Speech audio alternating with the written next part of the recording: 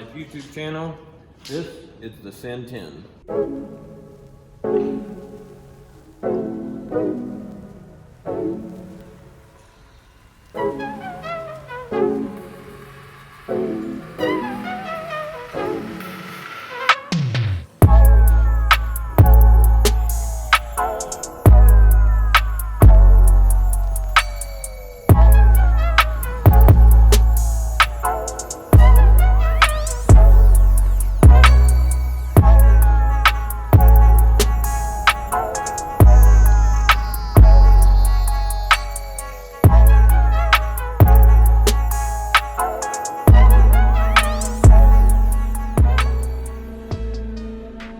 I want to see how my truck compares to other stock or mostly stock fast vehicles or cars that people would consider to be fast. I don't mind racing other things. I'll race a full-blown drag car. I don't care.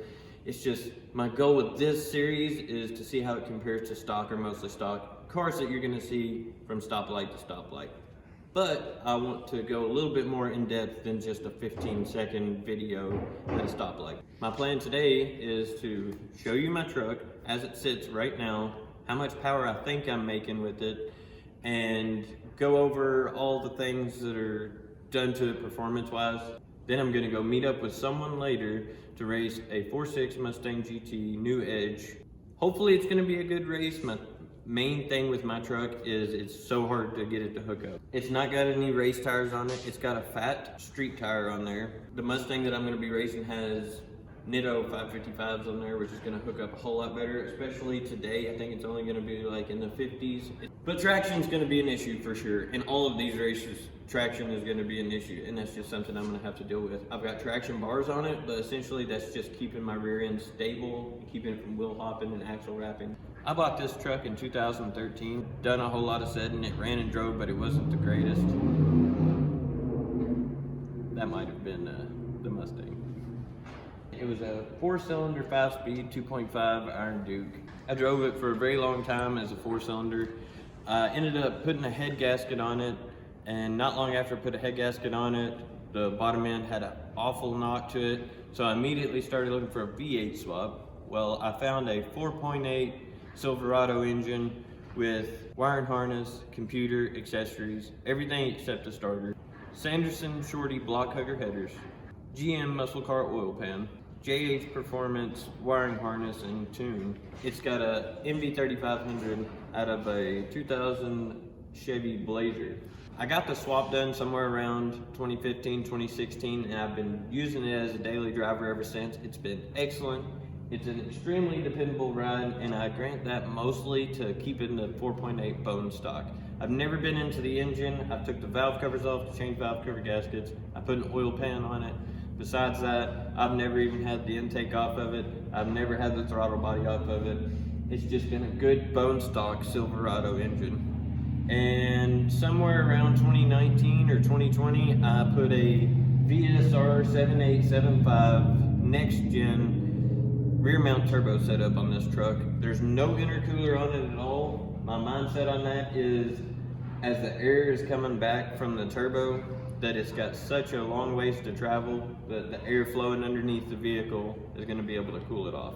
Plus I have the exhaust wrapped everywhere that it's close to it.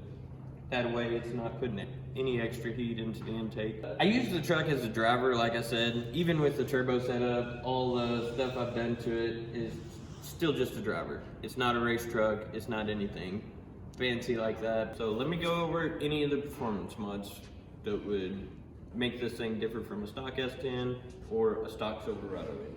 So the 4.8 that is in this, like I said, I haven't done anything to it. It's still the stock cam. It's got the rear mount turbo setup. It's got Sanderson Shorty headers on there, stock 4.8 injectors. I do have other injectors to put in it. I just haven't got around to it. The truck runs all right. I'm making 8 pounds of boost, and at 8 pounds, it's not leaning out on fuel with these injectors. So they're keeping up to 8 pounds, but if I want to go more, definitely gonna have to get those other injectors installed and get a tune on it. The tune that's on this right now is just a safety tune. It's not a performance tune.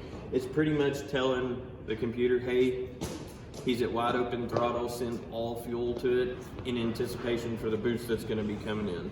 How much power do I think I'm making? If I had to guess, I would say somewhere around 400 wheel horsepower, and it might not even be that much. I've only seen a couple of guys on YouTube with a bone stock 4.8 and a turbo setup, and I think the best that one guy made was like 420. I haven't seen every video out there, but I've seen enough to know that I can't be expecting huge numbers out of this. I'd say I'm somewhere between a 350 to 400 rear wheel horsepower range.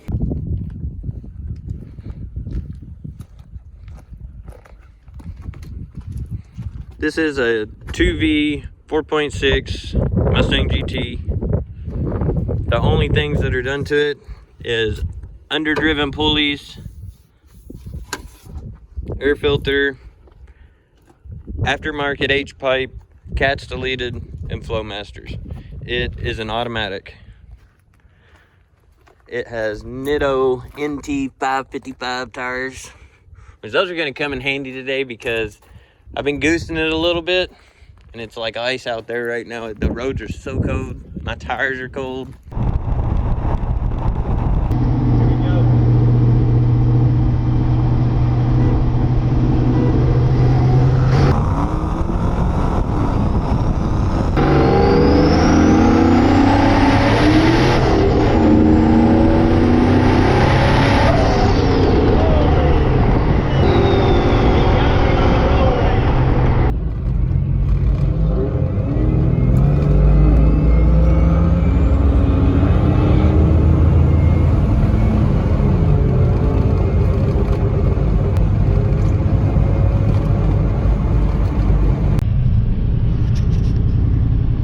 So we just did the roll race, 30-mile-an-hour roll, not really a finish line.